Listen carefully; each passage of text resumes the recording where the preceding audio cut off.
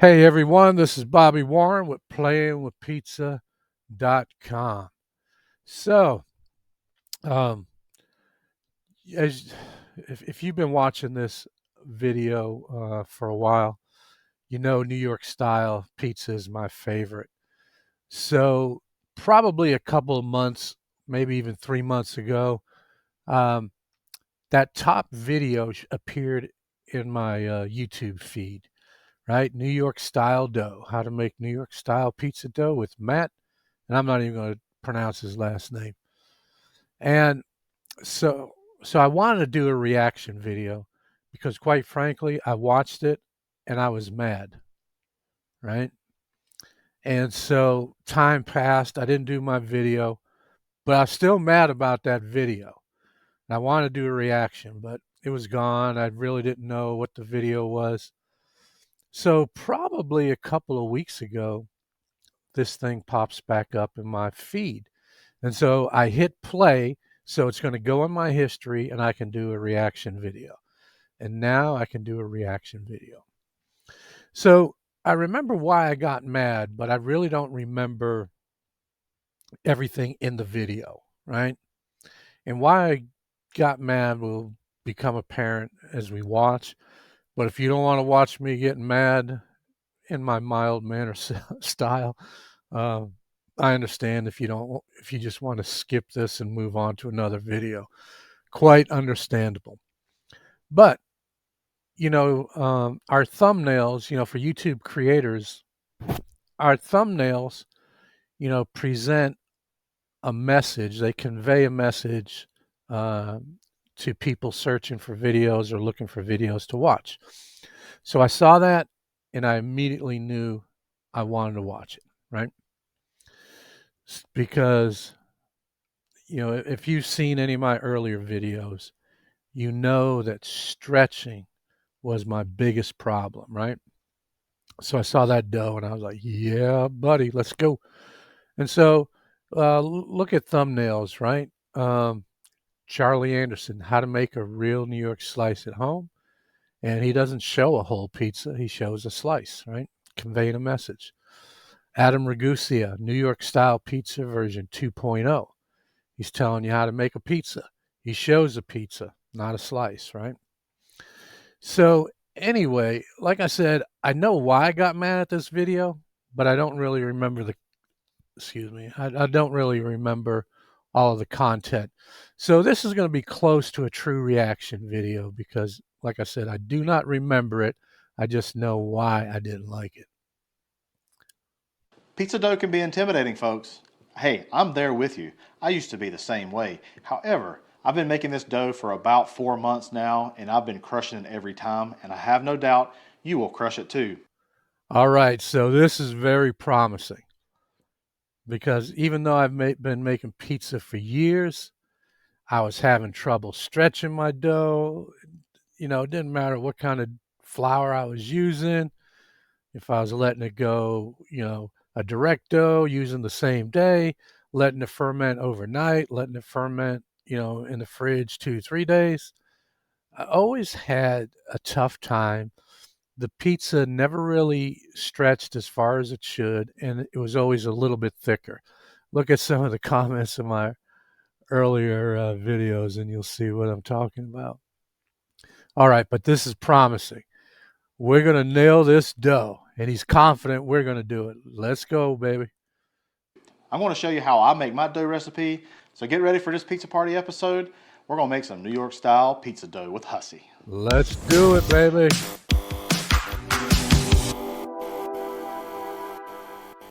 To get started, we're going to use a kitchen scale. Always try to use a kitchen scale when making dough, baking, that kind of thing, so that way you can just be really consistent. Yes, that's very good advice. Um, I always used to like I had a dough recipe that was like 3.5 cups of flour, cup and a half water, packet of yeast.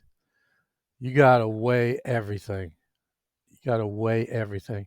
I remember one time when I was visiting my sister and her husband up in Massachusetts, they wanted me to make pizza dough. I said, "Where's your scale?" And we don't have one. So I had to kind of think through, like, okay, I knew because of testing that a cup of flour was generally anywhere from 5 to 5.4 ounces.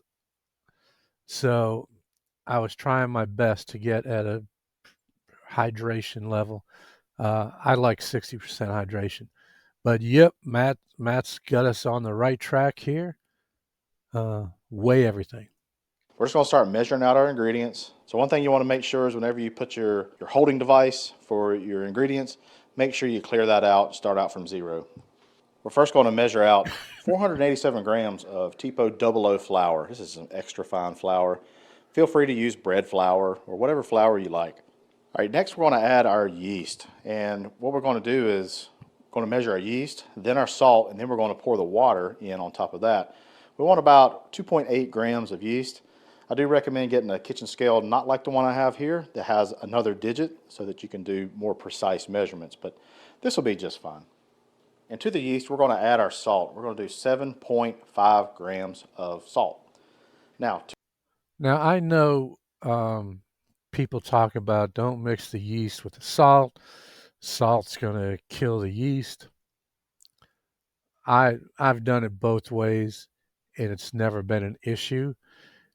Perhaps you'll get stronger gluten development if you hold off on the salt till after you mix your dough and let it rest for about 20 minutes, which we call an autolyse.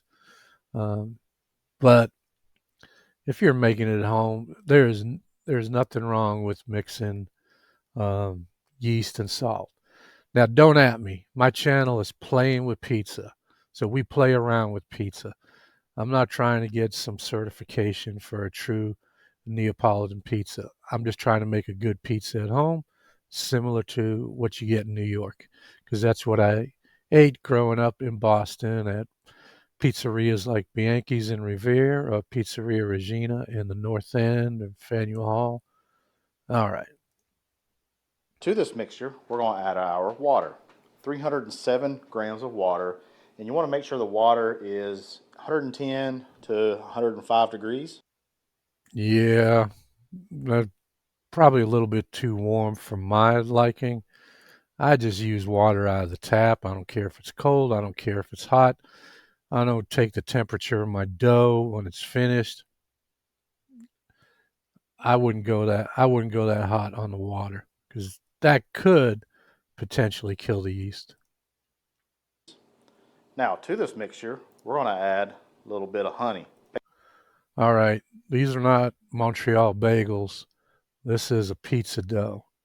If you're going to add a syrup, I would go with malted barley syrup, which is what they use for New York bagels. They use honey for Montreal bagels.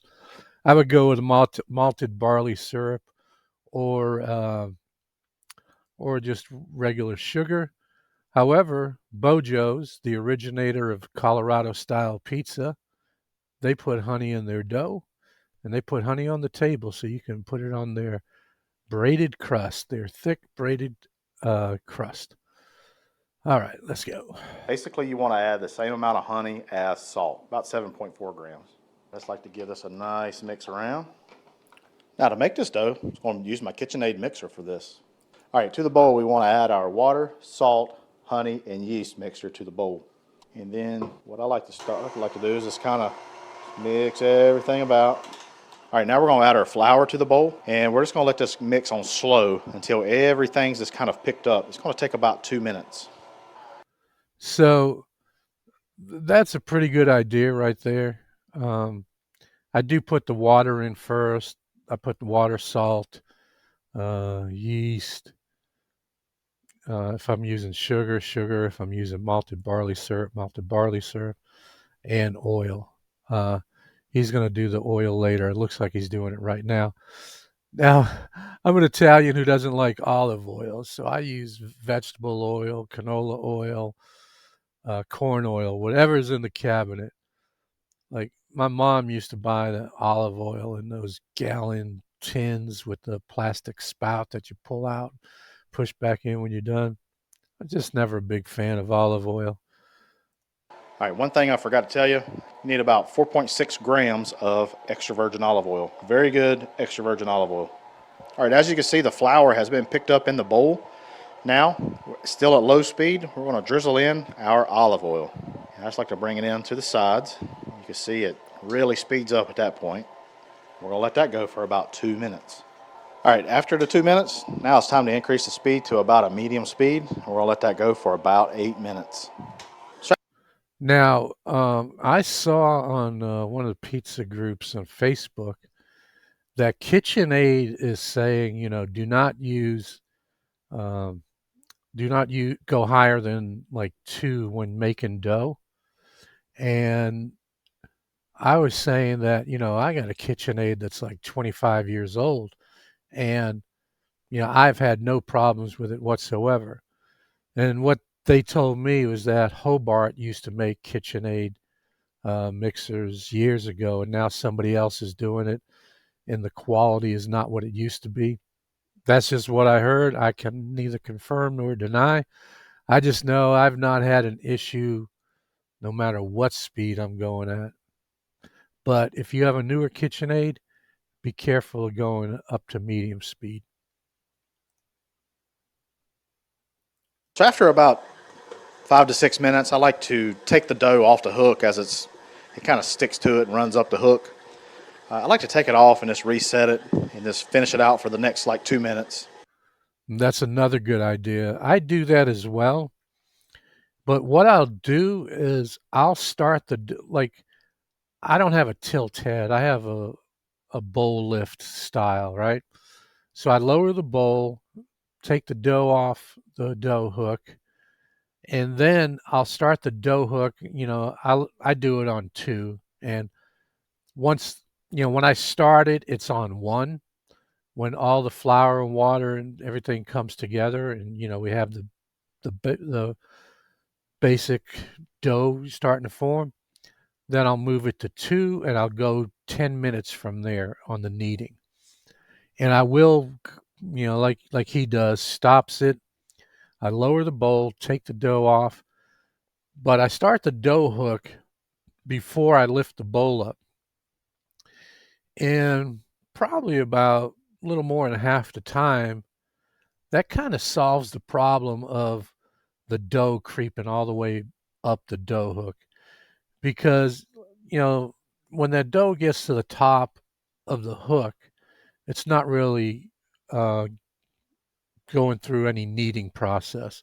So this is a very good idea, and it's not why I got mad. All right, so we put our dough here on our work surface now. We're just want to kind of flop this around, pick it up from the sides, just kind of slap down. Okay, coming back with our scale, zeroed out. Now we're going to cut this. So we're just measuring out about 260, 265 gram balls. And so as you can see, these little pillows are nice and pillowy. And now we're just taking these sides and I'm pushing up into the bottom. That way air can simply just stay in there. And I like to come here onto my surface, just work it just like this. That Yeah, way, see how the bottom's all nice and sealed up. Now this is something yeah. Dave McShane will tell you want to get dough balls skin tight. you might want to invest in if you're really serious about pizzas. Get you a set of dough boxes. There's plenty around.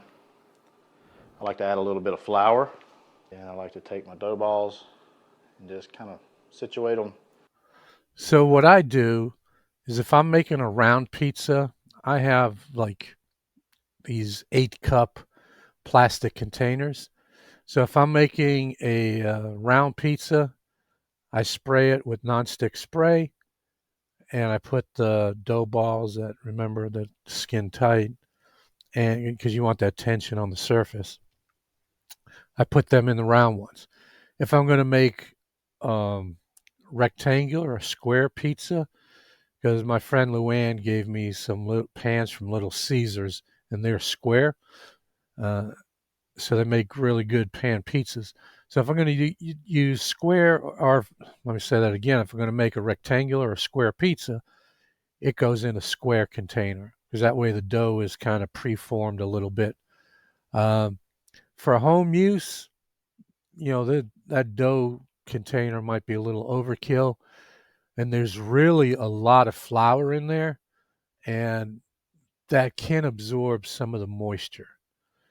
So that could change your hydration percentage. So be careful if you're going to use flour. I wouldn't use that much. Others don't use any flour at all, and when they come get the dough, they'll get a scraper and be really careful. They're going to expand some, but you don't want them to expand into each other or the sides. So I want to leave a little bit of room, just like that. So once you place your dough balls into your case, you're going to take a little bit of olive oil, and this will help prevent. Now, those who make true Neapolitan pizzas, they would not do this at all. Um, I'm agnostic on this one. Uh, if you want to do it, do it. But uh, true Neapolitan pizziolos, they would say don't do it. A pellicle skin to form onto the dough, and it's just real tough, and it's not really desired. After you're done, now you want to send this to the fridge, and you want to ferment, what they call cold ferment, for at least 24 hours. That's good advice. I'm trying to think whether people recommend letting it rise on the bench or on the counter for a little bit more, half hour, 45 minutes, hour, and then go in the fridge. I typically go straight to the fridge. But if you're going to freeze it, I guess let it rise a little bit on the counter and then put in the freezer. Up to 72 hours, which will help deepen the flavor of your dough. All right, sucker, I'll see you in a couple days. Hey, I hope you give this dough recipe a try. One little tip, on the day you're going to make your dough, you want to let this set out for about 2 hours before you want to make your pies. Jesse from over at Patio Pizza. Now, if you haven't seen his YouTube channel, go there. He's awesome. I love his videos. I love his style. I love his personality. So youtube.com/at, use the at symbol and then put Patio Pizza, PATIOPIZZA. But Jesse over there recommends, I think, 4 hours, but at least 2 is good. This will allow the dough to get loose, and so you can stretch it real easy. Well, y'all, hey, I appreciate it. I hope you give this dough recipe a try. I'm sure you will crush it just like I have been with this recipe. If you don't mind, head on over to the Blackstone Network where you see other really awesome recipes just like this. Hey, All right. So this video is basically done, right? He's just saying, hey, oh, go over to Blackstone, watch more videos. Oh, by the way, along with we're promoting YouTube channels, why don't you hit like and subscribe? I'd appreciate it. Because when you do that, it sends a message to YouTube that, hey, people like you would probably like this video too. And so it'll help throw it in their feed. But okay, so I've had some minor differences with what Matt was doing, right? And you didn't hear me being mad about anything. I wasn't being overly critical. Some things I do a little bit differently, and that's okay because we're playing with pizza, right? .com, by the way. So why I got mad?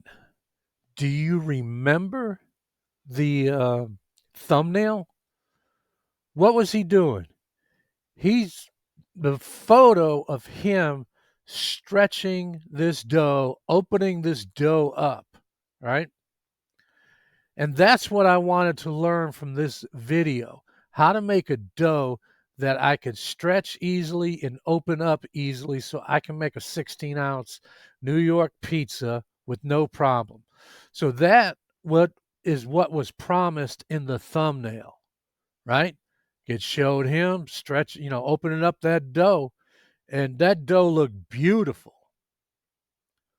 But watch this video, I get to the end, and he doesn't do what I want he didn't show what I wanted to learn. So, um, well, a little over 5.5 years ago, I left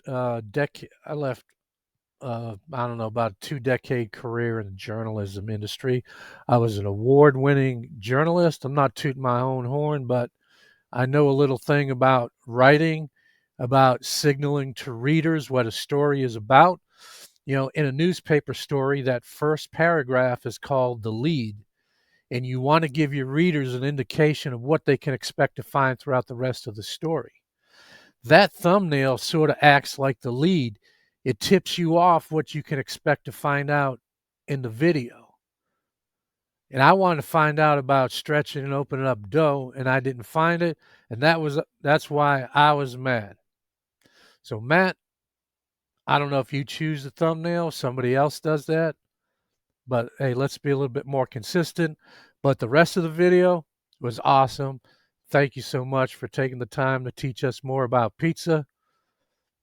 But if you want a really good pizza dough, my my 60% hydration dough with oxidant flour is the best ever I've ever made, right? You can make it in a blender. I got a video on how to make pizza dough in a blender.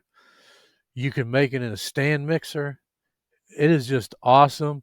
The oxidant flour is a great flour. It's like between, I think, 11.9 or 11.7% protein up to like 12.5% protein. So it's a little bit higher. It's unbleached, it's enriched, and it makes a great New York style pizza. So, anyway, I want to thank you for watching. I appreciate it. And if you make this dough, let me know. Let me know how it turns out.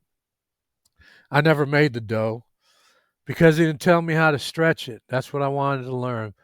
But anyway, thanks so much for liking my videos, commenting. I appreciate it. It's uh, it's always good to hear from you, even when you're giving me a hard time about using vegetable oil instead of olive oil and whatever. It's fun, and I appreciate it. And look, I'm not a master pizza maker. I'm just a guy from Boston, from an Italian family, just trying to make the best pizza possible at home. As my grandma Bondandola used to say, manja, Bobby, manja. Ciao. Thanks a lot for watching.